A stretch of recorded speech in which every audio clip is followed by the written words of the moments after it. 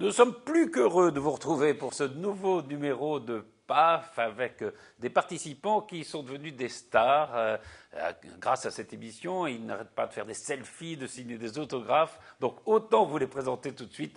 Voici Laurent Garin. Bonjour Patrice. Bonjour. Vous ne pouvez plus sortir de votre librairie. Eh bien non, c'est très compliqué pour nous. Ouais. Mais voilà, on fait comme. Mais les gens viennent. Mais voilà, les gens viennent. Oui, c'est ça. Et nous reconnaissent. Florence Mercadet qui se terre au palais de justice de Versailles oui, avec les seuls autres mes clients avocats. me reconnaissent, donc c'est déjà ça. Moustapha Larbaoui. Voilà, Trappe. J'ai aucun mérite, parce qu'en fait les gens m'abordent simplement pour dire tu feras une grosse bise à Patrice. Et nous, non, pas de bise. Oui, aussi, à son équipe. Mais vous étiez déjà une star avant, donc dans mon quartier, clairement, on se connaissait tous les uns les autres. On se connaissait bien. Félicité Nguizol, qu'on est ravi de retrouver. Tout va bien? Mais oui, c'est un plaisir de revenir aussi et de retrouver tout le monde. Vous avez de nouvelles lunettes, non? Non, ce sont les mêmes. Et c'est le même visage. C'est le même visage, mais vous n'avez rien changé en fait. Non. Vous restez une star humble. Et Jean-Charles Lajoigny, éditeur, toujours éditeur, avec un nouveau livre qui s'appelle Dieu 2.0, enfin, votre dernière parution. On en parlera peut-être tout à l'heure puisqu'on va aborder les prix littéraires. Donc on fera une petite séquence sur la littérature. Vous nous parlerez d'ailleurs d'un livre qui n'a pas eu de concours, c'est pas Boussole, mais qui traite un peu le même thème. Thématique, c'est ça, ouais, sur l'Orient et sa culture. Celui-là, c'est donc Henri Duboc, Dieu 2.0, c'est un livre d'anticipation, puisqu'il n'y a plus un pape, mais une papesse. Voilà, ça se passe en 2050, et c'est assez astucieux et très, très intelligent. Ça raconte un peu le combat et la difficulté à continuer à croire ou à ne pas croire avec Internet et les nouvelles technologies. C'est intéressant. Et le héros est un type assez amusant qui a inventé un cimetière virtuel. Ah. Voilà. Donc, mais il en faudra parce qu'il n'y a plus de place, je crois, dans absolument. les cimetières. Donc voilà. on va s'enterrer virtuellement. On va commencer par quelque chose qui est un peu différent de la littérature. C'est l'affaire Benzema-Valbuena. Vous savez, l'affaire de la sextape de Valbuena qu'il aurait filmé sur un téléphone portable qui aurait été retrouvé par quelqu'un qui connaissait Benzema. Benzema aurait-il été l'intermédiaire entre cette personne qui voulait faire chanter Valbuena et le joueur de football, Valbuena lui-même? On en est là. Benzema a été en garde à vue, il est mis en examen. Ça ne veut pas dire qu'il est coupable d'ailleurs. Qu'est-ce que vous pensez les uns et les autres de cette affaire, de ce que ça nous dit au fond de la mentalité du football, des footballeurs? Jean-Charles? Je suis inquiet pour la présomption d'innocence, parce que pour l'instant, il n'y a rien sur Benzema. Enfin, en tout cas, moi, je ne sais rien. On ne sait pas. On ne sait pas. Il n'a rien fait, il est juste un peu curieux, sûrement dans ses relations, dans ses fréquentations, ce qui fait qu'effectivement, on peut toujours se poser la question de est-ce qu'il a un peu menacé Valbuena ou pas. Mais moi, je pense qu'il faut attendre un petit peu, et je suis un petit peu choqué par toutes les réactions de beaucoup d'éditorialistes. Qui condamnent alors tout le tout monde, le football, les footballeurs, qui sont prêts à tous des racailles. Envoyer tout le monde à Cayenne en disant ce ne sont que des racailles, génération racaille, des truands, des incultes, des abrutis. Ce sont des joueurs de foot. Il y a effectivement dans le lot des racailles, des abrutis. Il y en a qui sont très sympas. Je veux dire, le foot est comme le monde qui nous entoure. Il y a autant de cons dans le foot qu'ailleurs, ni plus ni moins. Et voilà, donc... il y a plus d'argent, peut-être pas. Ce qui est assez étrange. Alors, je ne sais pas du tout si Benzema a participé à quoi que ce soit, mais s'il a participé, ça serait pour recevoir 20 000 euros, disons à peu près. C'est-à-dire ce qu'il gagne à peu près en 2 heures. C'est ce qui est curieux, c'est quand on gagne 600 000 pas pour l'argent, quoi. 800 000 euros par mois, on ne voit pas pourquoi on monte un truc qui va rapporter effectivement 20 000 euros. L'autre truc qui est assez curieux, et ça c'est vraiment là, le monde du football a ceci de particulier et d'unique, c'est que les footballeurs, alors peut-être Moustapha nous en dira plus, semblent avoir une passion pour les portables. Ils ont tous 50 portables, mais 50 portables, 12 numéros, par exemple, pour joindre... Ils ont des portables, des voitures, des casques pour écouter la musique. Pour joindre un mec comme Benzema ou Cissé, j'ai essayé, en tant que journaliste, quelquefois, vous passez par 12 numéros. Vrai, vous avez tous les frères, tous les trucs. On peut pas. Il y a pas. Vous essayez de joindre François Hollande, il y a un numéro, puis on tombe sur une personne, et puis on peut lui parler, s'il veut bien vous parler. Mais Benzema ou Cissé ou les grands footballeurs, c'est un week-end de trucs. Rappel à ce numéro à telle heure, etc. Il y a une différence. C'est assez curieux. Ça va? Il y a une différence en appelant le président, souvent on l'appelle parce qu'on a besoin d'argent, il n'en a pas. En revanche, souvent on cherche à joindre Benzema parce qu'il en a plein.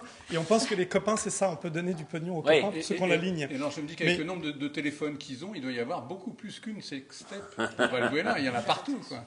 Et ils ont quand même aussi une tendance au sextape aussi. Il y a le téléphone. Mais il faut avoir le bras long pour faire une sorte de selfie sextape. Avec sa femme. Pendant que tu t'agites avec ta femme. Il y a des pieds sur lesquels on peut mettre. Ah oui, c'est plus un vrai. Florence qui connaît bien le. Absolument, connaît bien la question. Tu nous diras comment il faut opérer. Mustapha ? Pour répondre à la question, Patrice, ça dit absolument rien sur le football, parce que le football, c'est bien évidemment pas ça. Ça dit beaucoup de choses sur les gens qui ont de l'argent, ça dit beaucoup de choses sur les gens qui sont connus, ça dit beaucoup de choses sur, on va dire, les vedettes. Et on aime bien à la fois ce type d'histoire, à la fois les histoires quand ça fonctionne bien, on a besoin d'encenser les uns et les autres, surtout quand ça nous rappelle quelque chose à titre personnel. Par exemple, les footballeurs dans les banlieues, là où ça joue essentiellement au football, ailleurs également, voir des footballeurs qui réussissent, c'est une manière de dire. On réussit aussi dans nos quartiers, dans nos cités, dans les lieux où on pratique le football. Et donc ça plaît de savoir que quelqu'un réussit de nos quartiers. Bien sûr. Et en même temps, tout le monde sait et comprend aisément que gagner beaucoup d'argent finalement pour ne jouer qu'au football, quand à un moment donné on peut tirer dessus, c'est une manière de dire finalement il ne joue qu'au football. Et ça dit encore une fois beaucoup de choses sur le rapport qu'on a à l'argent, parce que c'est beaucoup plus simple que ça en fait, Patrice. C'est pas parce qu'il gagne 600 000, 1 million, je ne sais pas combien il gagne par mois, Benzema, c'est à peu près 8 millions par an. Qu'il n'a pas tout simplement les mêmes notions qu'il a toujours eues avant de gagner du pognon. Donc, en fait, il ne passe pas son temps à regarder son compte en banque ou à regarder combien il a gagné le jour même. C'est qu'en fait, quand il est dans une histoire avec un copain, quand il est relié à des anciennes connaissances, quand il est relié finalement à l'humain, il est comme tout le monde, il réagit. Alors, il réagit plus ou moins bien. Moi, je ne vais pas commenter. Alors, ils sortent aussi souvent d'un milieu. Voilà. Alors, peut-être qu'ils ont des copains qui étaient, avant leur réussite footballistique, qui ne sont pas forcément tous extrêmement fréquentables. Mais encore une fois, ça veut bien dire que ils les oublient pas, d'ailleurs. C'est plutôt sympathique de leur part. Ils ne sont pas que hors sol. Parfois, ça leur arrive de revenir dans les quartiers. Je n'ai pas la même rémunération, mais je suis régulièrement dans le quartier où j'ai grandi. Les gens de Trappes, les gens connus de Trappes reviennent également dans leur quartier. Et finalement, ces racines qu'on a dans nos quartiers, dans nos territoires, dans les endroits où on a grandi, on a gardé cette sensibilité aux uns et aux autres. Et des fois, les vieux réflexes reprennent, et c'est juste un naturel qui reprend le dessus. Ouais, c'est pas parce qu'on est riche qu'on en oublie d'être celui qu'on a toujours été, sans les qualifier. Puisque j'ai rien à dire sur le fond. Ça devrait quand même impliquer une conscience, parce qu'il est quand même représentatif du monde du foot. C'est quand même un icône pour les jeunes. On ne peut pas dire qu'il y a certains travers et que finalement il revient sur ces travers. Ce que je veux dire, c'est que ça reste une image, donc forcément on se focalise sur ce qu'il fait lui, et il doit quand même savoir qu'il va y avoir des conséquences sur ses actes. Oui, c'est ça qu'il faut aussi comprendre. Encore une fois, on ne sait pas exactement. Sauf qu'on ne sait pas ce qu'il a fait ou qu'il ne l'ait pas fait. Ce que je veux dire, c'est qu'il est tellement médiatique que c'est normal que quand il fait un pas de travers, forcément on en parle, quoi. Comme Zidane qui a mis un coup de boule, ce genre de choses. Ah ouais, mais ça c'est autre chose. Non, mais ce que je veux dire, c'est Zidane, j'ai les images. C'est pas pareil, oui. Zidane, j'ai les images. Et je suis d'accord. En Espagne, il s'est fait choper à conduire sans permis, Benzema, donc ça ne l'arrête pas non plus. Non, mais c'est ça qui est dommage. Il l'avait pas sur lui en réalité. Est-ce qu'il a le permis, je crois? Oui, je crois qu'il l'avait plus. Non, oui, je crois que. Oui, sur l'idée que ces gens-là, mais pas simplement les footballeurs, bien tous sûr, ceux qui effectivement à un moment donné sont représentatifs. D'abord, ils ne sont pas représentatifs, ils ne représentent que lui-même, mais qui sont visibles. Là, je suis d'accord qu'effectivement, il devrait y avoir cette conscience qu'à un moment donné, on est visible, on représente probablement. Mais encore une fois, il faut parler sur des faits. Zidane a mis un coup de boule, on l'a vu, et ça, j'étais le premier à le dire le soir du match, en disant que c'était catastrophique pour l'éducation qu'on mettait dans nos clubs. Mais dans cette affaire-là, moi, je ne sais pas ce qui s'est passé. Non, bien sûr, il est présumé. En revanche, il reste une icône pour les uns et les autres, parce qu'il n'est pas comme ça sans avoir bossé. Parlons de l'abnégation, parlons du travail de ces gens-là. Ils ne sont pas à ce niveau-là sans avoir mis une intensité dans le travail, une intensité dans les règles qu'ils maîtrisent au quotidien, que ce soit sur les terrains ou à l'extérieur. Et quand ça dérape, ça dit plus quelque chose sur les gens qui aiment voir ces gens-là déraper que sur ce qu'il est réellement, parce que lui et tous les autres, à ce haut niveau, je parle des sportifs en général, que ce soit le football ou le basket ou tous les autres sports, à ce niveau-là, il y a de l'abnégation. À ce niveau-là, il y a du travail. À ce niveau-là, et là, on peut en parler de ces gens-là. Mais la question, mais non, c'est pas ce qu'il a fait. La question de Laurent, c'est est-ce que à ce niveau-là aussi, il ne devrait pas être des exemples? Vous avez des jeunes. Il devrait. C'est ce que je viens de dire. Il devrait. Mais je ne sais pas ce qu'il a fait dans cette affaire. Il devrait, bien sûr qu'il devrait. Cela dit, ça ne dérape pas qu'au haut niveau, parce que là, en Essonne, il y a plus ils ont annulé tous les matchs de niveau amateur ce week-end parce qu'il y a un dirigeant qui a agressé un arbitre. Hein. Donc, mais dans le football amateur, les arbitres sont alors là, pour le coup, on glisse sur le football maintenant. Oui, ça c'est autre chose. On était dans le show business et dans un dérapage d'une star. Mais sur le football, alors ce qui s'est passé, puisque je fais partie de la commission de prévention, et donc, c'est remonté jusqu'à notre commission. Effectivement, on prend des mesures disciplinaires parce que quand il y a 2 millions de gens qui pratiquent le foot, c'est le principe de la télé et c'est un peu le principe, non pas de cette émission justement où on prend un peu de recul et on peut parler des choses sur le fond. C'est que effectivement, quand il y a une anecdote, on en fait un effet de loupe tellement intense qu'on jette finalement l'opprobre sur les 2 millions. Oui, ce qui est arrivé est vrai, c'est un arbitre qui a été agressé. Et tous les arbitres ont décidé de ne pas jouer ce week-end en district et non pas en ligue pour marquer le coup, comme par exemple, il y a dans les entreprises, par exemple de transport, à la SNCF ou la RATP, où des fois il y a un droit de retrait, où quand il y a une agression des uns et des autres, l'entreprise dit « nous on se met en retrait et on veut le dénoncer ». Il y a eu un droit de retrait des arbitres. C'est les salariés. Donc, salariés. Oui, pardon, vous l'avez compris. Ce que je veux dire, c'est que ça arrive dans le monde du football comme ça arrive partout.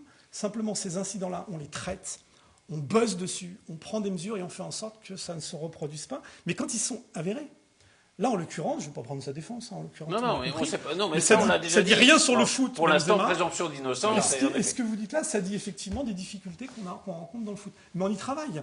J'ai presque envie de dire aux téléspectateurs que finalement, rassurez-vous, quand il y a quelque chose qui se passe et qui est finalement mis en exemple, qui est montré du doigt, qui fait un effet de loupe, bah, ça veut dire qu'il y a beaucoup de choses qui vont bien aussi. Même dans le football. On n'a pas entendu les femmes sur. Mais justement, ce qui m'a frappé, moi, dans cette histoire, c'était que Djibril Cissé dise qu'ils étaient coutumiers du fait. Et qu'en fait, là, pour une fois, de ça, des sextapes et du chantage. Et que pour une fois, il y en a un qui est allé voir la police, parce que tout part de ça, en fait. Ah oui. L'histoire est devenue publique. Pour la première fois, ils connaissent ça, c'est déjà arrivé à plusieurs reprises, et ils ont payé. Et moi, c'est ce qui m'a le plus étonné, c'est-à-dire qu'ils connaissent ça. Et pour eux, c'était pas quelque chose d'aussi spectaculaire, mais c'était la première fois que quelqu'un était allé voir la police, mettait le doigt dessus et ne lâchait pas l'affaire. Et c'est ça qui fait que maintenant, ça éclate pas. Quand on fait des sextapes, est-ce que c'est fait pour être vu ou pas? D'ailleurs, ça ne devrait pas traîner dans un portable. Qui savait comment on fait. Mais sur un disque dur externe qu'on cache. Voilà. Mais pas sur le téléphone. Non, c'est l'affaire. Florence Mercadier. Sur l'affaire, lui, sa défense de Benzema, c'est de dire qu'effectivement, il a été en contact avec Valbuena, mais à titre de conseil amical. Oui. Voilà. Donc là, un conseil amical, il n'y a rien de pénal là-dedans. Mais enfin bon, maintenant, il connaît bien les 3 personnes qui sont en détention provisoire. Ils ont été en contact. Il y a eu des appels téléphoniques au moment de cette affaire-là. Donc il y a quelques indices qui laissent à penser qu'il n'est peut-être pas si clair. Bon, maintenant, moi, je pense que c'est surtout Didier Deschamps qui a un problème, puisqu'ils n'ont pas le droit de... C'est la deuxième. Si je comprends bien, c'est qu'ils n'ont pas le droit de se contacter. Donc Didier Deschamps a décidé de ne sélectionner ni l'un ni l'autre. C'est peut-être une bonne chose, puisque du coup, Ben Arfa arrive en équipe de France. Mais Gignac revient. Et Gignac revient. Oui, non, justement. Valbuena, il est quoi? Il est blessé? Parce que je trouve ça un peu rêve. Il y a aussi beaucoup de choses. Est-ce que c'est juste d'ailleurs pour Valbuena qui est dans l'affaire, il est quand même victime. C'est lui qui porte plainte. Il est traité comme celui qui est censé être coupable. Ça reste des sélections pour des matchs amicaux. C'est pas absolument aucune importance. Si, les matchs amicaux sont importants parce qu'on cherche à trouver des schémas de jeu pour des matchs importants. Donc il ne faut pas penser que non, mais le prochain n'est pas capital. Si je peux éventuellement dire quelque chose qui est en rapport avec le football qui a du sens dans le football. Non, par contre, l'argument concernant Valbuena, c'est pas ça. C'est qu'en fait, il est dans des dispositions psychologiques qui affaibliraient finalement ses capacités à lui, mais également à tout l'environnement du groupe. C'est vrai qu'un groupe, ça se gère quand même avec des choses qui interviennent à l'extérieur des vestiaires. Et tout ça, ça influe sur le groupe. Donc le mieux, c'était de dire, écoute, tu te mets à l'écart aussi. Entre parenthèses, sachant que Benzema, c'est physique, hein, c'est une blessure physique. Benzema est en plus blessé, oui. Et on l'a vu contre le PSG, par exemple. Il n'était pas là. On l'a pas vu. C'était pas la même équipe non plus. Je parle du Real de Madrid. En revanche, puisqu'on parle football depuis tout à l'heure, profitons-en pour dire qu'on a vu une très, très, très, très belle défaite du PSG, parce que franchement, ils ont joué extrêmement bien pour perdre. Très beau. Trappe mise à part, ils ont bien joué. Ouais. Oui, c'est pas de chance. Plus là-dessus, on a, je crois qu'à peu près tout dit. On peut passer à un autre sujet qui était la présence de Manuel Valls, je crois que c'était devant les étudiants de Sciences Po cette semaine, et qui a parlé un peu à cœur ouvert et qui a enterré, notamment définitivement, en tout cas jusqu'en 2017, le vote des étrangers aux élections locales. Alors c'est une vieille promesse, presque un serpent de mer, qui a commencé en 1981. Ça fait depuis 1981 qu'on en parle, d'accorder le droit de vote aux étrangers non européens, parce que les Européens y ont déjà accès, aux élections locales. Et on s'en sert un peu comme d'un chiffon rouge à des moments pour faire monter le Front National, mais finalement, personne n'a jamais travaillé l'opinion sur ce sujet. Qu'est-ce que vous en pensez les uns et les autres ? Moi, je suis absolument contre le droit de vote des étrangers. Donc ça vous étonne, mais... Non, mais j'adore les étrangers, mais si on était étranger, on n'a pas de raison de voter. Je veux dire, aux élections locales, c'est pas les élections nationales. Mais quelles que soient les élections. Non, parce qu'à chaque fois on dit il n'y a qu'à prendre la nationalité. Mais là, il ne s'agit pas d'élections nationales, il s'agit d'élections locales. Oui, mais d'abord, ça va être un petit peu comme le Pacs et le mariage pour tous. Je veux dire, on sait très bien qu'on fonctionne par étapes. Mais donc, non. Après, on peut trouver ça bien ou pas bien. On sait très bien que si on démarre par les élections locales, dans 5 ans ou dans 10 ans, ce sera pour tout le temps. Mais ça n'a pas été le cas pour les Européens. Mais pourquoi vous dites les Européens, ils ne votent pas pour les présidentielles. Ça existe dans plein de pays, il n'y a jamais eu de passage de l'un à l'autre. Non, jamais. Nous n'évoluons pas tout à fait comme tous les autres pays, hélas, ou tant mieux. On n'a pas évolué pour les Européens. Maintenant, si on veut voter, on devient français, et puis c'est tout. Je ne vois pas du tout pourquoi. Je ne vois même pas une seule raison pour qu'un étranger puisse voter. Les élections locales, ce n'est pas les élections nationales. Il faut quand même faire la différence. Donc ça voudrait dire que ça n'a aucun intérêt donc les élections locales sont moins bien. Ils participent à la vie locale. Ils payent des taxes d'habitation, les taxes foncières. Dans la ville, je suis ravi qu'ils vivent dans la ville, mais je veux dire... Ils apportent à la France. Je pense que moi, ça me paraît quand même un petit peu normal, quoi. Mais non, qu'ils puissent avoir leur mot à dire sur ce qui se passe dans leur ville, pourquoi pas. Un début de raison, on peut participer à des tas de choses. Je veux dire, il y a une nationalité, on est français, on vote, on n'est pas français, on ne vote pas, c'est pas grave. Mais un Espagnol, un Italien, un Allemand qui votent aux élections locales, pourquoi est-ce qu'un Marocain ne pourrait pas voter aux élections locales s'ils sont arrivés... Mais ça me choque de la même façon. J'ai beaucoup d'amis suédois. Vous êtes choqués globalement, oui, d'accord. Pourquoi les Suédois se permettent de voter aux élections municipales. Ça n'a aucun sens. Parce qu'ils vivent dans la ville. Alors il suffit. Mais à ce moment-là, moi je vais souvent à New York. Pourquoi je peux pas voter à New York ? Non, vous n'habitez pas. Mais j'y vais souvent. Mais vous n'y habitez pas. Et puis je passe mon temps à aller à Reims. Pourquoi est-ce que je donne pas mon avis sur la façon dont la ville de Reims est gérée ? Et puis je vais en vacances en Bretagne. Pourquoi est-ce que je peux pas voter ? Mais pourquoi est-ce que je peux pas voter en Bretagne aussi ? Mais votons partout. En Bretagne. Mais votons partout. Ça n'a pas de sens. Non, c'est pas la même chose. Mais ça va ? Je pense que Jean-Charles a tout dit pour que tout le monde puisse penser exactement le contraire. C'est bien ça. C'est qu'en fait, il y a une telle confusion sur le sujet. Voilà. Oui. Pourquoi, si je vais en Bretagne, je ne peux pas voter en Bretagne, et si je vais à Marbella, de la même façon. Sauf qu'on ne parle pas de voter n'importe comment. On ne parle pas de voter sur n'importe quoi. Stratégiquement, c'est une erreur de ne pas faire voter tout le monde, j'ai envie de dire. Parce que rien que le fait de dire ne faisons pas voter les étrangers, mais il ne s'agit pas de faire voter des étrangers, il s'agit de faire voter des gens qui sont dans la citoyenneté, intégrés sur un territoire. Alors c'est vrai qu'ils n'ont pas la citoyenneté française, et là-dessus, effectivement, on peut débattre finalement du cadre juridique, on peut débattre finalement du périmètre sur lequel on peut s'entendre. Mais stratégiquement, c'est une erreur de penser que les gens qui sont sur un territoire ne sont là que pour consommer sur le territoire, ne sont là que pour finalement... Alors, a priori, on peut même rajouter que pour foutre le zbeul, pour parler étranger. Parce qu'on a l'impression que les étrangers on a l'impression que les étrangers sur un territoire, c'est toxique. Alors qu'en réalité, ils peuvent l'être, certains le sont, des locaux également. Les nationaux aussi. Et les nationaux également. Sauf qu'on ne retient que ça. Alors qu'en fait, il y a tellement autre chose. J'ai presque envie de dire, arrêtons même de les comparer, puisqu'ils sont tous à l'identique. Stratégiquement, ce n'est pas le droit de vote aux étrangers qu'on devrait revendiquer, c'est le droit de vote pour tous, sur des sujets extrêmement précis. En tous les cas, qu'on au moins un caractère local. C'est juste faire participer les gens. Et quand vous faites participer les gens, vous les responsabilisez d'autant plus. Et probablement que les problèmes dans certains territoires, c'est une concentration. Il y a quand même 50% d'abstention alors sur le côté de faire participer les gens. Peut-être qu'il y aurait moins d'abstention. C'est pas si efficace que ça. Donc, je continue. Je ne dis pas que ça va régler tout le problème. Je dis simplement qu'on ne pourra pas dire à ces gens-là que vous n'êtes pas responsabilisés avec le problème quand le vote existe. Parce qu'à la limite, stratégiquement, c'est peut-être même un élément important que de leur dire vous êtes responsabilisés. Vous ne pouvez pas dire vous êtes exclus non plus. Alors que là, ils ont tout le loisir de dire je suis exclu, je ne suis pas responsabilisé. On ne me met pas dans le débat public. Donc du coup, je revendique, sachant que je n'ai pas les mêmes droits, alors je me radicalise, etc. Je ne dis pas que c'est la solution à tout non plus, Jean-Charles. Simplement, stratégiquement, c'est une erreur. Faut juste penser. C'est intéressant de savoir. Ça fait juste flipper tout le monde. Ça fait flipper parce que vote des étrangers, ça veut dire supranationalité restreinte, envahissement, renouvellement, etc. Tous les termes qu'on entend en clair. Ce qui est amusant, c'est que plus les gens sont pour l'intégration et plus ils sont contre le vote des étrangers. Ben oui, parce qu'il y a une radicalisation. Ils demandent plus d'intégration.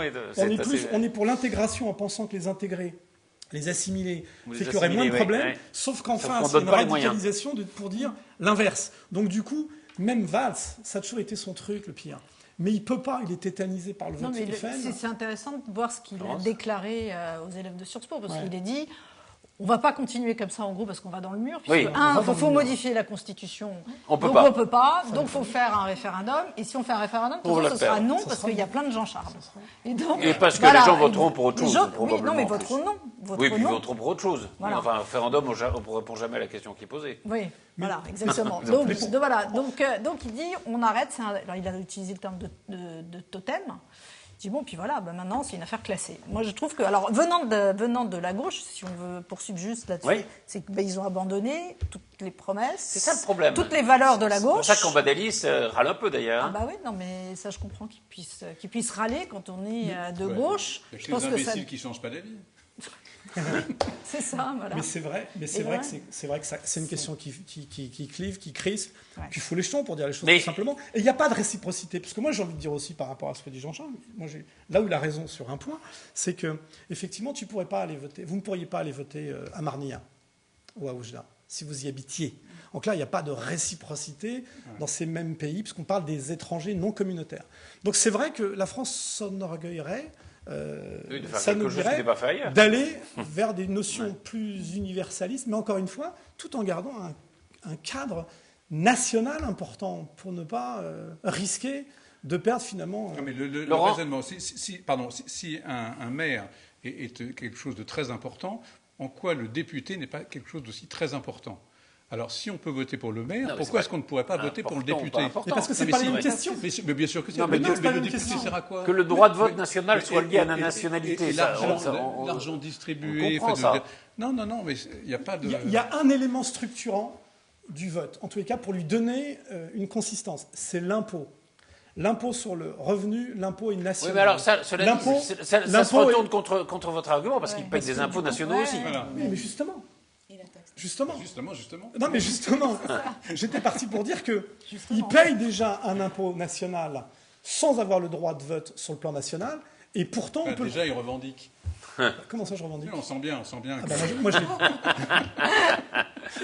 mais par contre, ils payent également des impôts ça veut une porte ouverte sur la région, sur le département, mais également locaux. Et c'est sur cette imposition-là qu'on a envie d'avoir une apposition de témoignages. Laurent, il y a quand même une question, c'est comment ça se fait ? Je disais qu'on a commencé à en parler en 1981, c'est-à-dire que c'est pas tout à fait hier.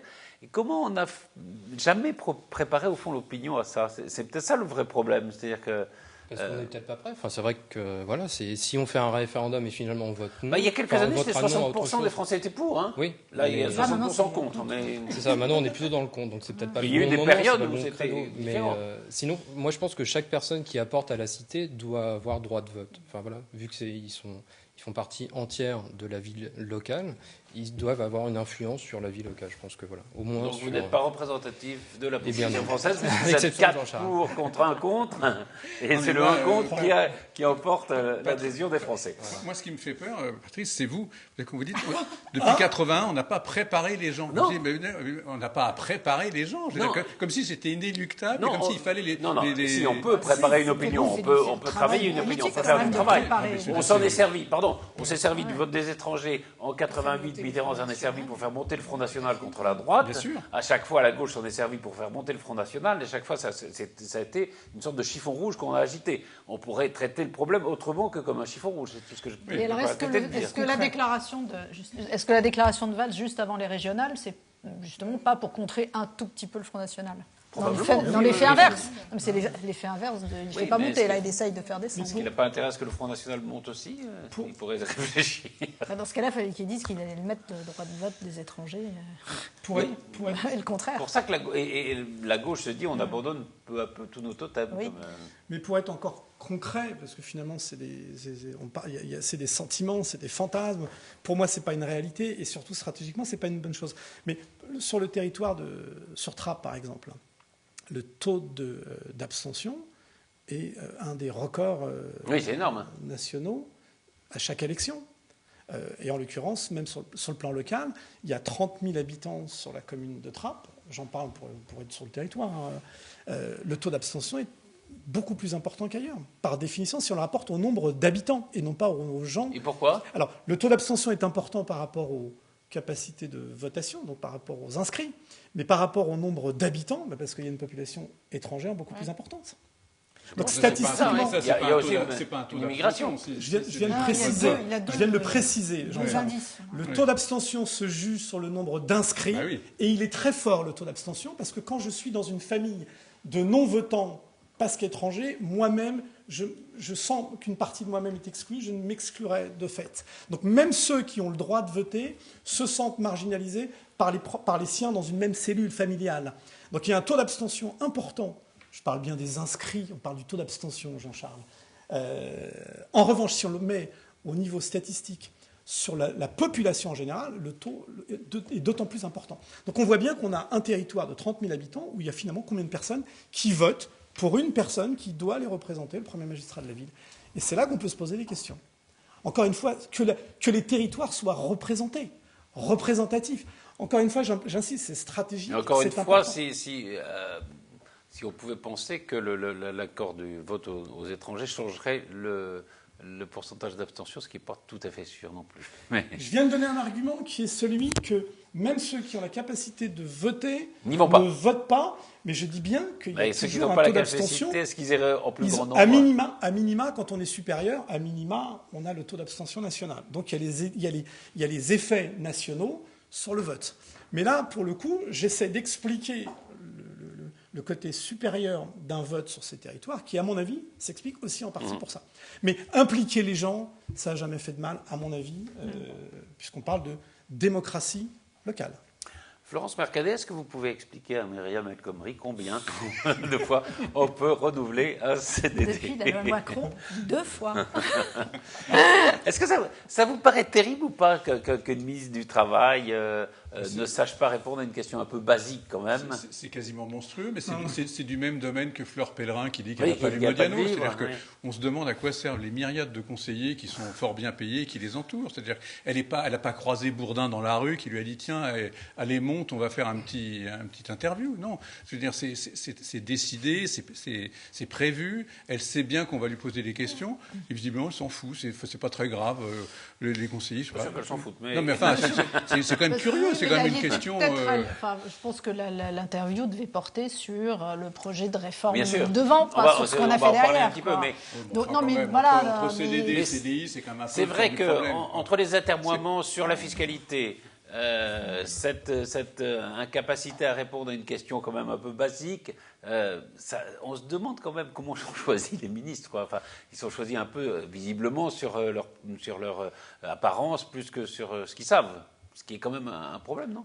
Moi, j'ai une autre théorie. Oui. Elle ne s'est pas plantée. Elle ne s'est pas plantée. Si vous écoutez bien ce qu'elle a dit, pour l'avoir écouté, mais c'est toujours pareil, ça passe vite. Pour l'avoir entendu, moi j'ai cru qu'elle avait dit, dès la première fois, on a le droit à 3 CDD. Ça fait bien 2 renouvellements.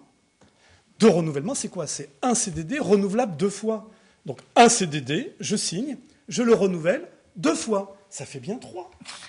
On ne sait pas si on est sur la théorie des attendez, quand j'ai une ordonnance avec 2 renouvellements, il y a bien un renouvellement une fois et 2 renouvellements. Ça, c'est la première chose. C'est la première chose. Je ne cherche pas à la défendre parce que là, pour le coup, ce raisonnement, tu devrais lui téléphoner. C'est là où je veux en venir, si on vient me laisser finir ma phrase. Mon raisonnement, il va jusqu'au bout. C'est que pour moi, elle a raison de dire que c'est 3 fois maximum, puisque c'est une fois renouvelé 2 fois. Sauf qu'à mon avis, elle a tellement bien bossé qu'elle s'est juste emmêlé les pinceaux. C'est-à-dire qu'elle se souvenait que c'était 3, renouvelé 2 fois, mais on lui a appris tellement de choses. Parce que pour devenir... Mais est-ce que je peux finir ma phrase? On lui a appris tellement de choses. Elle a tellement... La parole est à la loi. Elle a tellement bossé son sujet qu'à mon avis, elle en avait trop dans le crâne, elle s'est plantée. Oui, elle s'est plantée. Dans la manière de répondre, elle s'est plantée. Mais elle avait bossé. Cela étant, pour être encore plus sérieux, mais ça démontre à quel point c'est compliqué. Patrice, ouais, voilà, c'est ça. Même le ministre du Travail se plante. Moi, à mon avis, il faut éviter les micros, il faut éviter, encore une fois, ces contextes-là quand on n'est pas encore au point. Donc pour moi, elle a péché surtout par naïveté face à la question et à la réponse, et elle s'est embrouillée. Et en même temps, c'était peut-être pas le moment d'y aller, on n'est pas obligé d'y aller non plus. Et enfin, pour finir, par contre, il y a quelque chose qui est super inquiétant. C'est que moi, depuis que je suis petit, je vois les gens devenir ministres et moi, ça m'épate. Moi aussi, ça m'épate. Parce que non, mais ça m'épate. Pourquoi? Parce que quand je voyais, prendre un exemple de gauche et de droite, quand je voyais Sarkozy qui était ministre du budget et que 3 jours après, il était ministre de l'Intérieur, on le voyait à l'Assemblée nationale défendre les dossiers comme personne. Je trouvais ça admirable. Quand Ségolène Royal était ministre de peu importe et est devenue ministre de peu importe, d'un ministère à l'autre, on les voyait à l'Assemblée nationale défendre leurs dossiers de façon remarquable. Et là, je me disais, mais comment on fait pour devenir ministre? Et surtout, comment on peut être ministre et passer d'un portefeuille à un autre? Ce qui prouve bien qu'ils bossent et qu'ils ont aussi une maturité démocratique, à les représenter. Visiblement, ça se perd un peu. Ce qui prouve bien, c'est qu'il y a des gens très brillants à gauche et à droite, et des gens qui sont un peu moins. C'est ça que je veux dire. Non, mais c'est vrai que de plus en plus, c'est un casting, quoi. C'est ça que je veux dire. On a l'impression que c'est quand même un casting aujourd'hui. Et donc, du coup, elle est peut-être pas elle a été jeune, mais elle est représentative. Mais le problème de la démocratie, souvent, c'est qu'on veut être représenté. Donc, on veut être représenté par des femmes, c'est la parité, par des hommes, c'est la parité, par des jeunes, par des minorités invisibles qui deviennent... Par une femme de la minorité visible, comme Félicité. Sauf qu'il y en a des pros, il y a des visibles, des minorités très pros. C'est juste que je ne sais pas pourquoi ils n'apparaissent pas, ceux-là. Félicité, ça vous a choqué? Oui, quand même. Je reconnais que oui. Non, mais moi, je vais garder l'enregistrement parce que quand un de mes clients va se planter et va renouveler 3 fois un CDD, je vais sortir l'enregistrement. Non, pas renouveler 3 fois, renouveler 2 fois. Non, 3 fois, elle a dit 3 fois. Voilà. Alors, donc je vais le garder. Laurent, vous vouliez ajouter quelque chose là-dessus? Je suis un peu perdu, moi, finalement. Là. Même 2 fois après, seulement. 2 fois, alors c'est ça, d'accord. Tout ça pour en arriver à la réforme du Code du travail, c'est peut-être vous qui allez nous en parler, Florence Mercadet. On parlait d'une grande réforme, visiblement. Là, c'est reporté dans les 2 ans. On va faire des commissions. Après les élections on va rien toucher sur la durée légale du travail. C'est beaucoup de bruit pour rien, non? Alors, il y a une chose où on va les attendre, puisque c'est début 2016, où il est question de constituer un groupe de travail avec Badinter pour réécrire les 125 pages qui concernent la durée du travail, conditions de travail, rémunération. Ça, j'attends ça avec un peu d'impatience, parce que c'est un peu le cœur du sujet. Alors, c'est pas que le cœur du sujet, mais c'est quand même assez important, notamment sur la durée du travail, et de voir ce qu'ils vont faire du rapport Combrexel sur les seuils d'heures supplémentaires et de voir s'ils vont pouvoir jouer et toucher ou pas à nos 35 heures, même si on n'arrête pas de dire la durée légale reste à 35 heures. Alors, elle peut rester à 35 heures, mais si on fait des majorations d'heures supplémentaires à 10% et plus à 25%, c'est une façon aussi de toucher aux 35 heures et de permettre de travailler plus avec une rémunération qui sera quand même beaucoup plus contenue et moins chère pour les entreprises. Donc ça, j'attends de voir, parce que théoriquement, c'est 2016, ça, cette réécriture des 125 pages. Alors, de voir ce qu'ils sont capables de réécrire et de voir si ce qu'ils écrivent est plus lisible plus digeste que ce qu'on a aujourd'hui. C'est Badinter qui présidera la commission. Ça. Et alors après, sur la réécriture du Code du travail, je leur souhaite bien du courage. Alors ils mettent ça dans 2 ans, donc on aura peut-être ou pas un nouveau président de la République. Ça, c'est en fait reporté après les élections. Bien sûr. Ouais. Voilà. Donc non, c'est un peu beaucoup de bruit pour rien. Oui.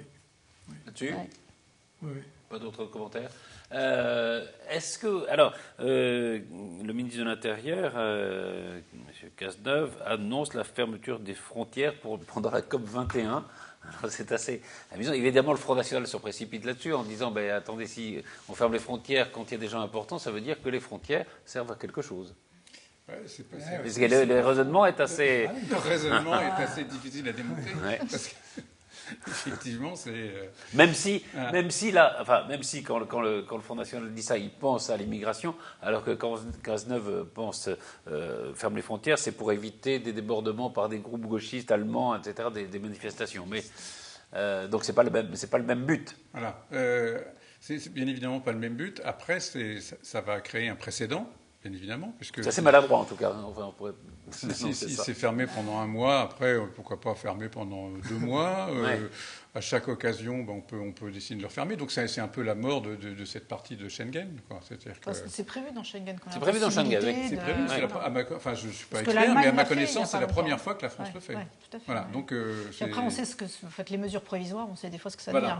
C'est exactement ce que je voulais dire. Donc voilà, ça risque d'être... Ça peut être rock'n'roll, mais... Pourquoi on n'a pas fait cette COP 21, je ne sais pas, au Lozère ou... non, là où il y a personne qui ne vient, ça aurait mis une région peut-être au centre de l'attention. Je pensais que vous alliez demander pourquoi on faisait la COP 21. Oui, on peut faire déjà après, mais déjà, est-ce qu'on n'aurait pas pu la faire hier? Parce que ça va être une horreur absolue pendant 1 mois pour les Parisiens. Même en Ile-de-France, on aurait pu la faire. Je ne sais pas, dans les Yvelines, il y avait des lieux, non? Il faut que ce soit une réussite... Bien évidemment, sur le climat, ça c'est une évidence, mais il faut que ce soit une réussite de circulation et de logistique, parce que ça va influer beaucoup dans le choix de Paris ou pas pour organiser des Jeux Olympiques. Parce que si c'est un bordel noir et que plus personne ne peut bouger, etc., les gens vont dire, ok, Paris c'est terminé, on fera les Jeux Olympiques n'importe où ailleurs. Donc ils ont intérêt à ne pas se louper là-dessus, et ça risque d'être rock'n'roll. Ouais, sauf à la nuance près, c'est que quand on fait des Jeux Olympiques, en général, on fait des villages et les gens, ils restent, il n'y a pas de flux. Alors que là, il s'agit effectivement de faire bouger des gens. Donc c'est un peu plus compliqué en termes de logistique. Sinon, les sportifs, on les met là dans des villages et puis ils y restent le temps de leur compétition. Il y a peu de flux. Ils sont mieux canalisés, les spectateurs. Ils ne viennent pas en limousine avec les motards et comme les chefs d'État. Donc là, c'est un petit peu, à mon avis, se tromper de débat. C'est important. Et quand c'est important, il ne faut peut-être pas se poser toutes ces questions-là. C'est majeur. Là, pour le coup, il y a des questions fondamentales sur la planète. D'ailleurs, je ne supporte même plus, moi, cette idée de réchauffement climatique. La notion de réchauffement, pour moi, n'a pas de sens. Quand vous avez un réchauffement personnel, Patrice, ça s'appelle de la fièvre. Ouais. Et la fièvre, c'est pathologique. En l'occurrence, on se réchauffe ici. On se réchauffe, mais pas les esprits, Jean-Charles. Mais quand on a de la fièvre, c'est pathologique. Et quand on a de la fièvre, on sait où ça peut mener en termes de dégâts. Là, en l'occurrence, on parle de réchauffement, donc 2 degrés de réchauffement finalement, c'est pas plus mal. On a un hiver très doux, probablement un hiver tout autant. Donc ça parle pas. Non, je me permets de dire qu'on va avoir un hiver terrible. Oui, si j'en crois les 2 ours de Thoiry, c'est local, qui sont les meilleurs météorologues d'Europe. Ouais. C'est-à-dire que dès qu'ils se préparent à hiberner un peu tôt, comme ils le font cette année, et qu'ils creusent leur tanière beaucoup plus profonde, c'est que l'hiver va être terrible. Et ils ne se sont jamais trompés. Donc là, ils annoncent à Thoiry un hiver extrêmement rigoureux. D'accord. Voilà. Les images sont enregistrées, on en reparlera. Absolument. Et en l'occurrence, non, c'est juste pour dire que 2 degrés, ça ne parle pas, alors qu'effectivement, c'est vers ces nuances-là dont il faut qu'on parle. On parle de fièvre. Vous connaissez l'histoire du bûcheron qui coupe du bois? Je vous la raconte. Oui, Patrice. Au Canada, il y a un bûcheron qui coupe du bois. Et donc, c'est pas un ours, c'est un Indien qui passe et qui fait hiver rigoureux. Alors, le type se dit, oula, ils ont un savoir, donc ils coupent du bois encore plus. Et l'Indien repasse, fait hiver très rigoureux, donc il coupe encore plus de bois, encore plus de bois. L'Indien repasse, hiver très, très, très, très rigoureux. Et donc il coupe du bois. Puis l'Indien repasse, il dit, mais comment vous avez ce savoir comme ça? Comment vous savez qu'il va faire très froid? Il dit, parce que quand blanc coupait du bois, hiver très rigoureux. Voilà, excusez-moi. C'était on n'est plus à l'antenne, là, je peux pas en sortir. Alors moi, je vous en racontais une, parce qu'on n'est plus à l'antenne. C'est l'histoire. Alors, pardon. Je voulais juste ajouter que le débat, si on le centre uniquement sur les problèmes franco-français, c'est pas ça. Enfin, la réussite de la COP21, ça va pas être est-ce qu'on va réussir à circuler sur Paris ou pas, quoi. Non. Qu'est-ce qui va en découler? J'avoue que c'était. Voilà. Après, si on appelle les Jeux Olympiques et que la COP21 est un vrai succès, voilà, je pense qu'on va réussir à s'en passer de tout ça. Mais voilà. Oui. Mais après, je suis pas sûr que l'opinion soit totalement se sentent totalement concernés par la COP21. Si, ça commence vraiment. Enfin, je pense qu'au niveau des médias, les gens sont quand même impliqués, se questionnent. Enfin, il y a des conférences, il y a pas mal de choses qui s'organisent autour de ça. De l'implication des gens par rapport à la COP21. J'étais sur Paris hier soir pour une réunion à la Ligue et je suis passé devant tous les cafés près du Louvre, dans le premier. Il n'y a plus personne dedans. Ils sont tous dehors avec des bras zéro et du gaz qui chauffe la rue, qui chauffe l'atmosphère. Et ils sont tous bobos. Et ils sont tous bobos. Et quand vous les interrogez sur la COP21 ou sur les incidents du réchauffement climatique, tout le monde vous dira il faut faire quelque chose. C'est juste qu'ils fumaient tous leurs clopes. Dehors, il y avait un monde de dingue sur les trottoirs, chauffé par des bras zéro. Personne dans les salles à l'intérieur. Je me dis que, à mon avis, on est mal barré quand même. Donc, ça serait bien qu'on s'interroge. Qu'on s'interroge un minimum. Voilà, c'est ça. De toute façon, on est mal barré parce que cette frénésie écologique, si sympathique soit-elle, va nous amener à être canalisés à des nouvelles interdictions, à des choses absolument terribles. C'est une espèce de, c'est ça que craignent les gens, je crois. De fascisme vert qui arrive. Là, je parle d'aberration. Je suis d'accord, mais restriction. Mais le fascisme vert va arriver très vite. Ça me paraît bizarre. Dans 10 ans, on te dira quand circuler, comment circuler, où tu peux aller, où tu ne peux pas aller. Ça va vraiment être... Alors, tout le monde a l'air de prendre ça en disant oui, c'est sympathique, c'est bien, c'est pour sauver les ours. Ok, très bien, mais... Non, c'est pour sauver l'humanité aussi. Nous sommes tous ensemble sur cette planète. Il faut voir beaucoup plus loin que... Mais c'est sur du très long terme, là. On parle quand même d'une dégradation qui va amener... Mais oui, mais c'est sur du long terme. Donc on ne peut pas se permettre de ne pas se croire concerné. Oui, après... Je suis concerné, mais je tiens ma liberté. Il y a juste une chose, c'est est-ce qu'on est très bien informé? Parce que vous entendez autant de scientifiques qui vous disent on est dans un cycle de réchauffement et l'action de l'homme n'est pas forcément majoritaire là-dessus. D'autres qui vous disent au contraire si, c'est l'action de l'industrie et de l'homme qui perturbe le climat. Donc déjà, il y a des querelles scientifiques. Donc les gens se disent on n'est peut-être pas forcément très informés, comme disait Moustapha en riant, il disait finalement un hiver plutôt agréable, c'est pas si mal que ça. Donc c'est vrai que c'est compliqué à faire comprendre un enjeu qui est à très long terme. Et puis il y a tous ceux aussi qui croient que la science pourra avoir une réponse aussi à ce genre de phénomène. On a vu ça avec Volkswagen aussi, c'est-à-dire que les résultats des recherches, on peut aussi se poser des questions quelquefois sur ce qu'elles servent et quelles sont véritablement ce qu'il y a derrière, quoi. Un tout petit chiffre intéressant, c'est tout ce qui est nouvelles technologies, informatique et transfert d'informations et échange d'informations produit 2 fois plus de gaz de carbone et d'émissions carbone que le transport aérien. Donc voilà, c'est intéressant pour la réflexion. Parce qu'il y a des fermes complètes de serveurs au pôle Nord. Par exemple, maintenant, on ne regarde plus les pages jaunes, on regarde sur Google, on a tous notre smartphone. Et voilà, au lieu de regarder un livre, de regarder du papier. C'est sur là-dessus qu'il faut éduquer les gens. Et c'est pas, si vous voulez, il n'est pas question d'interdire ou de permettre quoi que ce soit, c'est d'éduquer les gens. Mais il va être question d'interdire. Et de permettre aux gens de se sentir concernés. Il y aura des interdictions. Il y en a déjà. Mais il est nécessaire que les gens se sentent concernés par ce qu'il passe, que ça ne leur passe pas au-dessus. Ça nous arrive à tous, pas qu'aux ours. Je suis ravi si vous êtes très riche et si vous pouvez vous acheter une nouvelle voiture. Mais je ne le suis pas. Je prends les transports en commun. Comme beaucoup de gens qui bossent à Paris et qui ont des horaires assez difficiles, qui peuvent travailler, des jeunes femmes qui peuvent finir un boulot à 1h ou 2h du matin, et qui, pour rentrer chez elles, à Trappes ou je ne sais où, n'ont pas d'autre moyen que de prendre une voiture. Avec Anne Hidalgo et les Verts, c'est maintenant, à partir du mois de janvier, c'est terminé. Elles ne peuvent plus rentrer qu'une voiture un petit peu polluante dans Paris. Ok, c'est très bien, alors vous allez mieux respirer, mais la pauvre nana, comment elle fait? Le garçon de café, comment fait-il pour se balader? C'est fini. Mais c'est pour ça qu'il y a cet espace de réflexion. C'est justement pour pouvoir réfléchir à des solutions. Mais je pense qu'on prend aussi les choses à l'envers, quoi. Dans Paris, pourquoi pas faire tout ce que Anne Hidalgo veut faire, mais d'abord, dans un premier temps, c'est mettre des parkings autour de Paris, c'est mettre un maximum de transports en commun, un maximum de tramways, on sort du parking, on monte dans le métro, dans un tram, dans un bus. Mais voilà, exactement. Mais c'est ça qui fait. On n'a pas les moyens de faire ça. Mais si on veut se donner les moyens de réussir ce qu'elle veut faire, il faut d'abord, en amont, préparer les choses. Sinon, c'est comme vous dites, la petite nana, elle se retrouve, elle ne peut pas rentrer chez elle. Sauf qu'avec des arguments comme ça, revenons au début du siècle dernier, où des gens qui habitaient la campagne, on leur disait comment voulez-vous que ces gens-là qui habitent la campagne n'ont pas de voiture pour aller travailler à la ville. Donc c'est très injuste, sauf qu'aujourd'hui, tout le monde a une bagnole. Ce qu'on dit maintenant, c'est qu'on peut également changer de paradigme, pour le coup, et que ces gens-là qui sont loin, à Trappes, dans les campagnes, puissent circuler en voiture autrement que polluante. Oui. Mais c'est compliqué, Jean-Charles. Mais simplement, si on ne se donne pas des objectifs, par définition, on ne les atteindra pas.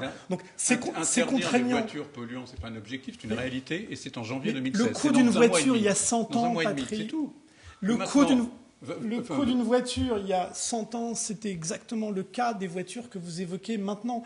Et on y est arrivé. Et on doit y arriver. Et il faut qu'on y arrive. Laurent, nous sommes déjà au pied du mur, de toute façon. La question du climat sera un des thèmes qui sera abordé dans le festival du documentaire qui commence jeudi à Saint-Quentin, en Yvelines. Avec les 50 animations qui ont lieu tout à travers la ville nouvelle. Ouais. Donc c'est un grand festival.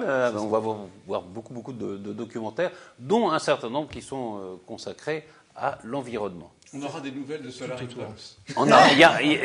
Mais le documentaire d'ouverture, est consacré à Solar Impulse. C'est très éclectique, vraiment, c'est un très beau choix avec de très grands réalisateurs qui seront d'ailleurs présents. C'est ça, avec des auteurs aussi. Et des auteurs. Oui, tout à fait. Et la soirée d'ouverture, c'est jeudi, c'est au cinéma, enfin... À l'UGC, oui, à l'UGC. Oui, tu ferais bien de le savoir parce qu'il faut que j'y sois. On va passer à un autre sujet parce que j'ai fait un bid absolument terrible avec votre histoire de... Non, vous voulez que je la raconte? Non, elle était bien. Nicolas Sarkozy. Alors, Nicolas Sarkozy qui dit la justice s'acharne contre moi, puisque évidemment son nom a été cité dans l'affaire d'Air Cocaine de manière annexe, puisqu'il avait emprunté le même avion que celui qui transportait la cocaïne. Il y a deux choses. Est-ce que vous pensez que c'est un acharnement ou est-ce qu'après tout, c'est une enquête qui se fait et puis on regarde qui a pris ou pas pris cet avion? Il y a deux choses. Pour parler d'acharnement, il faudrait savoir, mais je ne sais pas, est-ce que tous les clients de cette compagnie ont été pistés téléphoniquement comme Sarkozy? Et je crois que Benzema a été... Donc j'ai vraiment l'impression qu'il y a un acharnement parce que seul Sarkozy était pisté.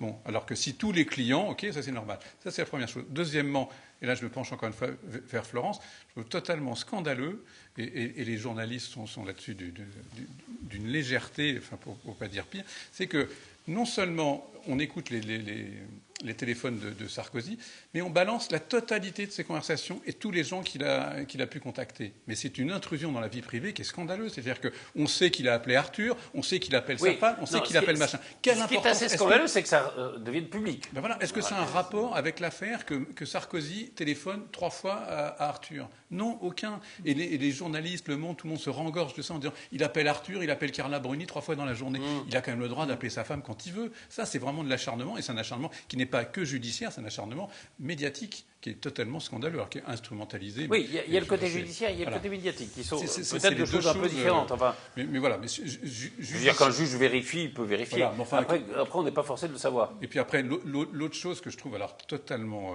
abracadabrantesque, c'est le pouvoir qui, encore une fois, dit nous ne sommes absolument pas au courant qu'un juge... Valls a dit, si vraiment, en France, on peut espionner un ancien président de la République sans que personne soit au courant, alors on est carrément dans une république bananière. Enfin, je veux dire, il n'y a plus d'État. En fait, en aucun cas été porté à la connaissance du ministère de la Justice. Ça devient faramineux. Moi, ça m'inquiète. À quoi sert le garde des Sceaux? À quoi servent tous les gens qui nous gouvernent? C'est-à-dire qu'ils ne sont même pas au courant. C'est quand même pas rien. Des anciens présidents de la République, il en reste 3. Alors, je veux dire, si on ne sait pas qui surveille nos 3 présidents de la République, 3 ex-présidents de la République, franchement, je suis extrêmement inquiet, perplexe et furieux. Alors, moi, ce qui me choque dans cette affaire, effectivement, il y a une enquête avec une instruction ouverte qui était ouverte à Marseille, qui vient d'être transférée à Paris, mais qui était ouverte à Marseille pour ABS. Donc justement dans lequel Sarkozy était impliqué, puisque dans cette enquête, il était question de reprocher à Stéphane Courby d'avoir loué des jets à cette fameuse société qui est impliquée dans Air Cocaine et de l'avoir mis à disposition gracieusement à Sarkozy. Alors pas du tout pour aller en République dominicaine, mais pour aller dans 3 autres pays dans le monde, rien à voir avec la République dominicaine. Et moi, ce qui me choque, c'est que cette affaire tout d'un coup, elle ressort au moment où il y a cette affaire d'air cocaïne avec ces pilotes. Et c'est la conjonction des choses, alors que ça n'a rien à voir, qu'on est sur des sujets complètement différents. C'est peut-être la même compagnie aérienne, mais on n'est pas du tout sur le même sujet pénal, en tout cas, que les choses sortent en même temps. Et ça, c'est une faute. Enfin, je ne sais pas qui a fuité pour que ça sorte, hein, mais enfin, je trouve que les journalistes là-dessus, lui sont tombés dessus, plus que la justice, puisque la justice est saisie depuis 2013 de cette affaire d'ABS. Donc, ils le savent depuis 2013 que Sarkozy est impliqué là-dedans. Mais je pense que, je trouve ça, je trouve ça très choquant. Et effectivement, on parle d'acharnement, mais c'est peut-être pas un acharnement de la justice, mais là, je pense qu'il y a une faute des médias qui ont monté en épingle les deux en parallèle pour faire du buzz. Quoi. Là où vous avez raison, c'est que quelqu'un qui écoute des informations un peu de manière distraite, il entend Sarkozy, air cocaïne. C'est pour ça qu'il est très speed. Il est mal fait. Voilà. Moustapha ? Non, ça fait beaucoup d'histoires de lignes dans cette affaire. On parle beaucoup de la ligne. Elle est très bonne, elle est très bonne. Je ne sais pas si elle était très bonne, Patrice, en l'occurrence. Mais dites que je ne suis pas apte à juger, c'est ça. Pour répondre franchement, bien sûr que c'est de l'acharnement, pour répondre clairement à la question. Bien sûr que c'est de l'acharnement. C'est juste que ça dit encore une fois beaucoup de choses sur les... On a parlé des riches tout à l'heure, cette fois-ci des puissants et du pouvoir. Ça dit bien, encore une fois, quelque chose sur la société et nous qui regardons par le prisme de la télé et donc par le biais du journalisme, qu'effectivement, on s'intéresse souvent aux riches, aux puissants, quand ils sont faillibles et souvent même quand ils peuvent tomber. Donc oui, c'est de l'acharnement. Simplement, on s'acharne sur Khomri, on s'acharne sur Hollande, on s'acharne sur Sarko, on s'acharne sur... En politique, globalement, les deux camps s'affrontent et s'acharnent les uns sur les autres. Sauf que ça grandit personne. Parce qu'au final, droite-gauche, à un moment donné, ça affaiblit tout le débat politique. On ne parle plus de la COP21, réellement devant en parler. On ne parle plus des affaires qui, réellement, pour la nation, sont importantes. D'où mon débat en permanence sur l'idée de l'UM, PS, et qu'on puisse mettre autour de la table des gens qui font des conneries, les uns et les autres, mais qui peuvent également trouver des solutions, les uns avec les autres. En clair, beaucoup de commentent tout. Je ne suis pas persuadé que beaucoup de choses à dire sur... à faire valoir surtout. Un mot sur les prix littéraires, puisque c'est la saison. Donc on a eu le Goncourt avec Boussole de Mathias Sénard. Qui l'a lu ? Moi. Vous ? Oui. C'est pas un livre simple, merci. C'est un concours compliqué. Oui, c'est de la littérature haut de gamme, clairement. Cela dit, tous les finalistes étaient des concours assez compliqués. Oui, cette année, oui. Mais c'est pas un Pierre Lemaitre. Enfin, on ne peut pas rentrer dans ce concours comme... Oui, au revoir là-haut, tout le monde l'a acheté, et tout le monde... quelques personnes parmi ceux qui l'ont acheté l'ont lu, quoi. C'est ça. Tandis que là, ça va être un joli cadeau. C'est pas sûr que tout le monde le lise. Il doit aller au moins jusqu'à la fin, parce que ce personnage sous-opiacé qui divague et qui digresse, ça peut perdre un peu le lecteur. Florence ? Moi, je me suis perdue au bout de 40 pages. Voilà. J'ai lu 40 pages, j'ai pas pu aller plus loin. Je le reprendrai quand même. J'essaierai. On est passé de la cocaïne à l'opium. La littérature s'y met. Non, moi je ne l'ai pas lu. J'ai vraiment pas eu le temps. Non, j'ai pas eu le temps. J'ai pas eu l'occasion de continuer à lire, mais j'ai... Vous étiez avec la culture. Mais j'ai eu le loisir de commencer à feuilleter quelques pages et au contraire, moi, ça m'a happé tout de suite. J'aime son écriture, je trouve qu'elle a une qualité hypnotique et justement, ces divagations, je trouve ça vraiment très, très intéressant. Et après, c'est tout le thème de l'Orient, il y a une partie qui se passe à Palmyre, etc. Il m'entraîne. C'est aussi... Je pense qu'une des raisons pour laquelle il a été couronné, c'est aussi parce que ça a des rapports avec l'actualité, notamment la Syrie, qu'on vit aujourd'hui. Jean-Charles ? Non, je ne l'ai pas lu, pas encore. J'essaierai. Alors, je serais ravi de le lire. C'est très très bien. Ouais, c'est très très bien écrit. Personne ne dit que c'est pas un bon roman. On dit simplement que c'est un roman difficile. Voilà. Il faut se laisser mener, c'est ça le truc. Il ne faut pas chercher un ancrage. Il faut vraiment se laisser entraîner, quoi. Il a été élu assez rapidement. Oui. C'est ça. C'est-à-dire qu'après, le seul candidat, je pense que c'était, que le vrai concurrent, c'était Les Prépondérants, qui a déjà eu le prix de l'Académie française, et je crois que l'Académie Goncourt ne voulait pas donner cette année le prix à quelqu'un qui avait déjà eu celui de l'Académie française. Un autre livre sur ce même thème que vous nous recommandez ? Tout à fait, sur la même thématique qui est l'Orient et la culture orientale de 1900 à 1970. Donc là, c'est toute la vie de deux chanteuses, surtout Kalsoum. Ah oui. Et voilà, qui est une égérie. Donc c'est un très très beau roman illustré. Donc en fait, l'auteur a fait des jolies gouaches. Alors ce ne sont que des gouaches, on dirait des pastels, mais alors je ne sais pas si ça transpire vraiment à l'écran. Mais enfin voilà, c'est un très très beau roman illustré qui traite donc de cette chanteuse égyptienne qui était l'égérie de la Révolution. Et on voit, enfin, même Ibrahim Malouf sort aussi un album sur Kalsoum. Oui. Enfin voilà, en ce moment c'est vraiment la thématique à la mode. Oui. Et ce livre est vraiment très très beau. Et cette fois-ci sur une petite maison d'édition et plus sur les s'appelle grands POL. Ah oui, POL, oui. Quand même une maison. Ah, c'est pas. Contrairement, c'est pas. Oui. C'est pas ce que j'appelle une petite maison d'édition. Mais sur la Joanie, par exemple, le petit POL. Mais ils sont quand même représentés aussi. Voilà. Mais j'aimerais voir la taille de POL, oui, pas mal. Bien sûr. Dieu 2.0. Oui, roman d'anticipation, mais pas que. Ça se passe en 2050. Et le héros est le créateur d'un cimetière virtuel. Il évolue dans un univers que je crains un peu, un univers où les écolos ont un peu gagné la partie. Il n'y a plus de papier, donc ce qui me fait rêver. Rapidement, parce qu'il faut qu'on se quitte. Et voilà, il y a une pape qui est une papesse, il y a un évêque Vraiment, qui est un donc évêque d'anticipation, voilà, qui pose des questions sur la la religion croyance et la croyance. et la religion. Merci beaucoup à tous les 5 et j'étais ravi de vous retrouver et j'espère qu'on va vous retrouver très vite pour un nouveau PAF.